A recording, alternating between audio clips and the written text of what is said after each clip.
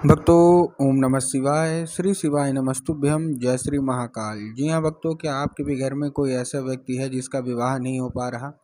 आप लोग उसके विवाह के लिए बहुत ज़्यादा परेशान हो, बहुत ज़्यादा चिंतित हो कि आखिरकार इस व्यक्ति का जो विवाह है वो हो क्यों नहीं पा रहा। आपने बहुत ज़्यादा देख लिया, समझ लिया, लेकिन फिर भी उस व्यक्ति का जो विवाह है ना, वो होने का नाम ही नहीं ले रहा। तो ऐसे में कौन सा उपाय करें ताकि आपके घर का उस व्यक्ति का जो विवाह है, जो कि अभी तक नहीं हो पा रहा, वो विवाह मतलब पक्का हो जाए।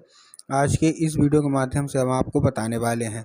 अगर आपने बहुत ज़्यादा प्रयास कर लिया, मतलब सब कुछ सही चल रहा होता है, सब कुछ ठीक चल रहा होता है, लेकिन अंत में आके कुछ न कुछ ऐसा होता है जिसके कारण उस व्यक्ति का जो विवाह है ना, वो होने का नाम ही नहीं ले रहा। आप भी बहुत ज़्यादा परेशान हो कि भाई ऐसा क्या हो गया जिसके कारण उस व्यक्ति का जो विवाह है वो नहीं हो पा रहा। हर एक चीज़ सही चल रही होती है, हर एक चीज़ सही चल रही होती है, मतलब अंत में आके बात पक्की होने वाली होती है, तब आके क्या होता है कि विवाह मतलब नहीं हो पाता। तो ऐसे में कौन सा उपाय करें, आज की इस वीडियो के माध्यम से हम आपको बताने वाले हैं कि आपको करना क्या है। अगर आपने आज का उपाय ध्यान से सुन के अच्छे से कर लिया, तो अवश्य रूप से आपके घर का जो कोई भी व्यक्ति है ना, जिसका भी विवाह नहीं हो पा रहा, अवश्य रूप से उसका विवाह होगा ही होगा। इससे लाखों लोगों को फल भी मिला है। आपको भी पता है कि जो पूज्य गुरुदेव की जो कथा होती है उसमें लाखों की भीड़ आती है। कैसे भीड़ आती है? लाखों की भीड़ आती है। और जब गुरुदेव की कथा में लाखों की भीड़ आती है तो वहाँ ज़्यादातर जो भक्त रहते हैं वो क्या करते हैं? पत्र के द्वारा, किसके द्वारा? पत्र के द्वारा अपनी मनोकामना गुरुदेव तक पहुँचाते हैं। तो अभी ये 4 से 5 महीना पहले की बात है, गुरुदेव की कथा चल रही थी। और जब गुरुदेव की कथा चल रही थी तो वहाँ ज़्यादातर जो भक्त आए ना, उन्होंने क्या किया? पत्र के द्वारा अपनी मनोकामना गुरुदेव तक पहुँचाई। किसके द्वारा पहुँचाई? पत्र के द्वारा। जब पत्र के द्वारा गुरुदेव तक पहुँचाई तो वहाँ ज़्यादातर जो भक्त थे ना, उन्होंने क्या किया? पत्र के द्वारा पहुँचाई तो गुरुदेव ने जब पत्र पढ़ा, तो अब गुरुदेव ने देखा कि ज़्यादातर जो भक्त हैं ना, उनको क्या है? एक ही मनोकामना है। मतलब जो माता पिता हैं उनकी एक ही मनोकामना है कि गुरुदेव, हमारे घर का एक बच्चा है और जो हमारा किसी का लड़का था, किसी का लड़की था, उसका विवाह नहीं हो पा रहा। हम लोग बहुत ज़्यादा परेशान हैं उसके विवाह को लेके कि उसका जो विवाह है वो हो जाए, लेकिन कोई न कोई अड़चन, कोई न कोई समस्या आ रही है जिसके कारण उसका जो विवाह है ना वो होते होते रह जा रहा है। कृपया करके कोई उपाय बता दीजिए, हम लोग बहुत ही ज़्यादा परेशान हैं। जब गुरुदेव ने ये देखा तब गुरुदेव ने 2 से 3 उपाय बताए और कहा केवल और केवल ये उपाय कर लेना, तुम्हारे घर का जो कोई भी बच्चा है जिसका भी विवाह नहीं हो पा रहा, अवश्य रूप से उसका जो विवाह है ना वो होगा ही होगा। जब गुरुदेव ने उपाय बताया तो लोगों ने जा जा के इस उपाय को घर में करना शुरू कर दिया।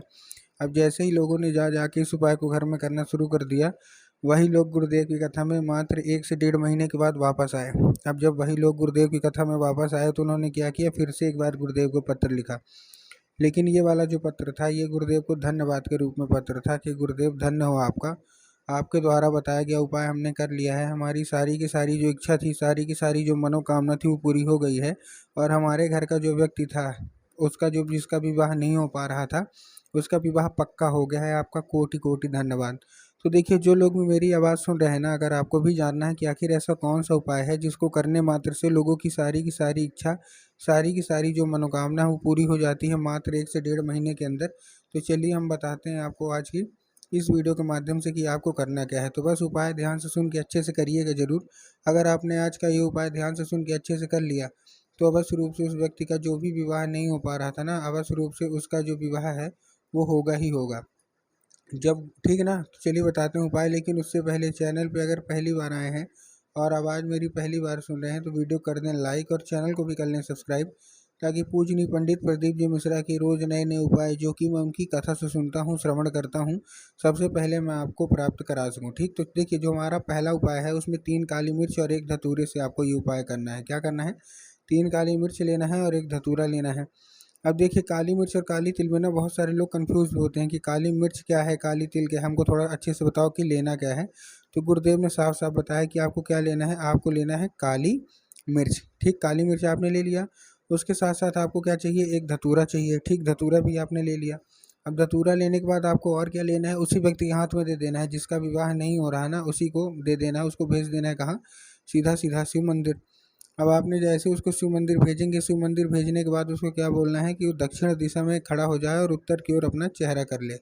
अब देखिए, दक्षिण और उत्तर भी बहुत सारे लोगों को समझ में नहीं आता कि दक्षिण क्या है, उत्तर क्या है। वो भी बोलते हैं कि हमको थोड़ा साफ साफ समझाओ। तब गुरुदेव ने साफ साफ बताया है कि आप जिस भी शिव मंदिर जा रहे हो, उस शिव मंदिर का जिधर साइड जलाधारी हो, आपको अपना चेहरा उधर साइड करके खड़े हो जाना है। ठीक, खड़े हो गए।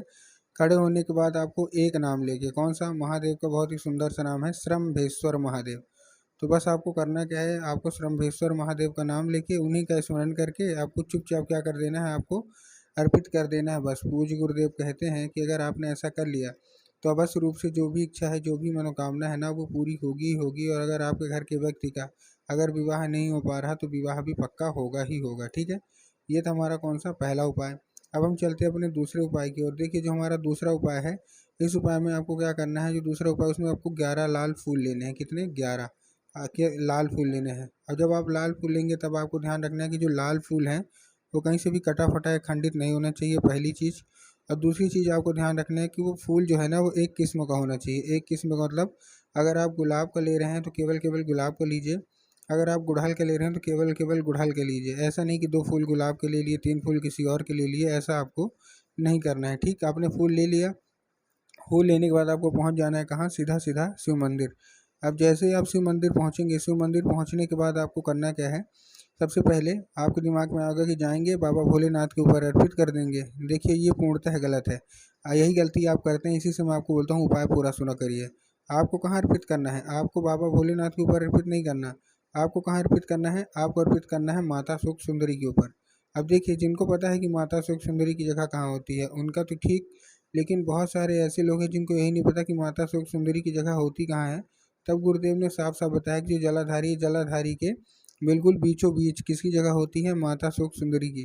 तो बस आपको वहीं चुपचाप क्या कर देना है, आपको अर्पित कर देना है। बस पूज्य गुरुदेव कहते हैं कि अगर आपने इतना ही कर लिया तो माता सुख सुंदरी आपसे बस रूप से प्रसन्न होंगी और आपको मन चाहा वरदान देंगी और आपका विवाह बस रूप से होगा। ये था हमारा कौन सा, ये था हमारा दूसरा उपाय। अब हम चलते हैं अपने तीसरे और आखिरी उपाय की ओर। अब जो हमारा देखिए, जो हमारा तीसरा और आखिरी उपाय है, इस उपाय में आपको करना क्या है, जो हमारा तीसरा उपाय है, इस उपाय में आपको सबसे पहले लेना क्या है, इस उपाय में सबसे पहले आपको लाल चंदन लेना है और लाल चंदन लेके पहुंच जाना है कहाँ, सीधा सीधा शिव मंदिर। अब जैसे ही आप शिव मंदिर पहुंचेंगे, शिव मंदिर पहुंचने के बाद आपको क्या करना है, अपने दाहिने हाथ मतलब राइट हैंड की कोई भी एक उंगली से क्या करना है, कोई भी एक उंगली से आपको 3 बार बिंदी के रूप में टीका लगाना है। कहाँ पास, 3 बार बिंदी के रूप में टीका लगाना है माता सुख सुंदरी की जगह पे। और माता से उसको औषधि के रूप में मांगना है कि माता कृपया करके हमको इसको औषधि के रूप में प्रदान कर दीजिए। ठीक, अब आपने ले लिया, लेने के बाद आपको क्या करना है, जैसे आपने औषधि के रूप में मांग लिया उसको, उसके बाद उसको लेके चलिए, मतलब लगाइए, लगाने के बाद खड़े रहिए, हाथ मत धुलिएगा।